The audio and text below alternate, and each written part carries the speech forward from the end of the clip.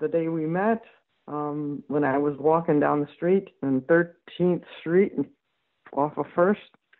By the way, 13 is my lucky number.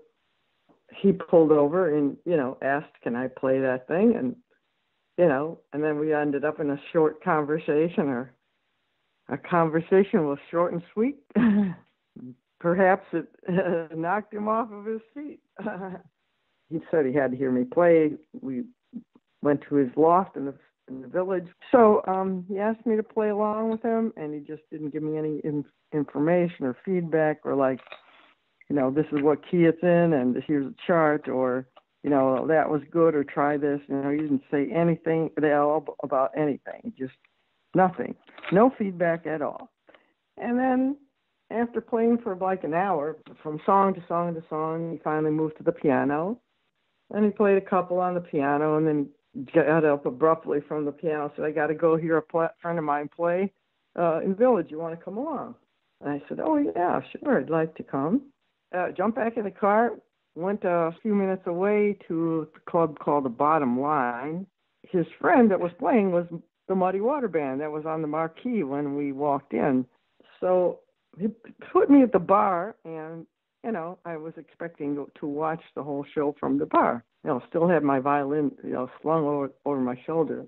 And he went up and did one song with Muddy, and the place erupted.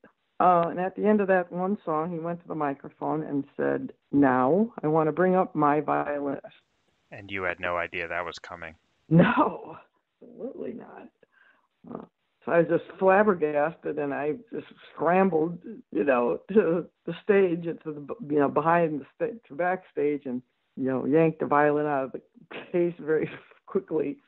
It had no amplification either, I think they just put me in front of a microphone. I was listening carefully as the song was going on, and Muddy threw me a solo. And the whole band turned and watched me while I was soloing, including Muddy and Bob, staring me down as I played my solo. And then they both smiled. The whole band smiled, and that was it. They got the double thumbs up that day. And have you, when you're on stage in Kansas City, have you spoken to Bob? Like, nope. Have you met? I hadn't met the man. Hadn't said a word to him in my life. Oh my God. But what was funny was, I don't think anybody knew he knew that someone was coming out, but he didn't know I was coming out. You know what I mean? Like, so when he stepped up to the mic to sing, he hadn't turned around and looked at the band yet. And at one point, he was singing what he had to sing, and then he slowly turned around to his left and looked back at me and kept looking at me. for in between verses and choruses for 2 hours or however long we played. That was a little unnerving. Yeah, what are you thinking when you're getting those looks? I don't know. Stoner said something about him shooting looks, and I said, boy, do I know that look, and a Swiss Army knife of some other ones too. But I wasn't. It was more curious, like he had seen Huey Newton or something, like Jimi Hendrix or something like that. It was more curious and oh wow. It was sort of like, what's that? I'm doing my shtick at the Nag's Head North, and I go over to the bar, and I spin over to the bar, and I order a drink, and then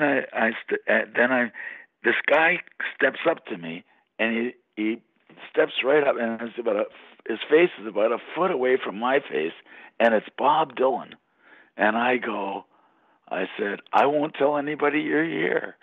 And he said, I won't if you don't. and I said, what I'd really like to meet you. Here's one of these guys that I had truly admire all my life, And he said, well, meet me at the bar after your set. And I said, okay. And so I spin back to the stage, and I realized I still have everyone thinks I'm talking to some guy on the, at the bar. They don't realize it, Bob Dylan, So I spin back to the stage. I get up there, and I realize I still have a half an hour to go in my set, and I'm going, oh, shit. In my brain, he's going to be recognized, and, he'll leave, be gone, and all. So as fate would have it, I go to the bar after the set, and he's there, and like he's wearing a kind of a big beret, and he's got a poncho on or something. Anyway, we go backstage, and I have my acoustic guitar, and so I played some Robert Johnson stuff, and he went, "Oh, do that again." He was a big Robert Johnson fan.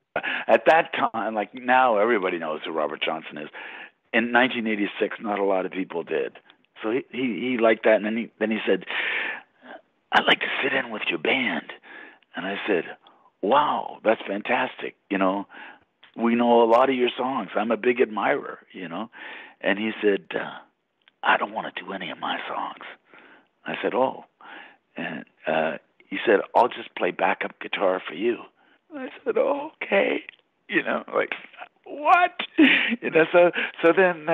So I said, "Well, we're going to go on now." And he says, "Well," I said, "Do you want to come up with us now as we go on?" He said, "Well, why don't you do one or two and then introduce me as a hitchhiker from Vancouver?"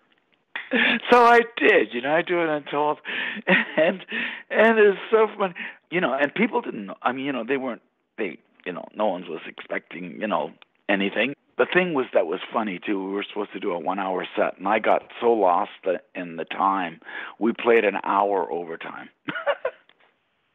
Were you nervous before the gig itself? Excited and nervous at the same time. Something I've never played for this many people at once. And, I knew we were doing something really important and different and controversial. And every time you do something controversial, everyone's not going to really go along with it and dig it. Some people did, and some people were shocked.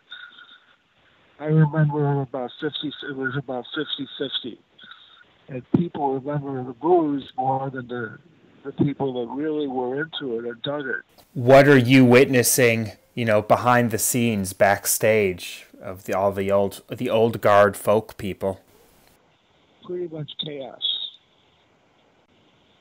Trying to stop it. Like Alan Lomax, I remember, and Albert Grossman got into it physically.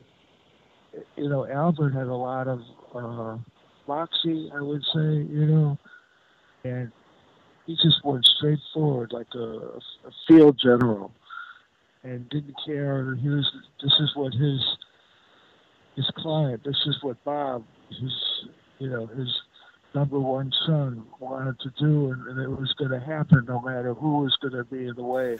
Was all this chaos happening before you got on stage, or did you sort of walk off stage and you just see everyone losing their minds? No, it was during the whole thing. But we just, put our heads down and did our thing. Followed our fearless leader into destiny. Ladies and gentlemen, please welcome the poet laureate of rock and roll, the voice of the promise of the 60s counterculture, the guy who forced folk into bed with rock, who donned to make him in the 70s and disappeared into a haze of substance abuse, who emerged to find Jesus, who was written off as a has-been by the end of the 80s, and who suddenly shifted gears, releasing some of the strongest music of his career beginning in the late 90s. Columbia recording artist, Bob Dylan.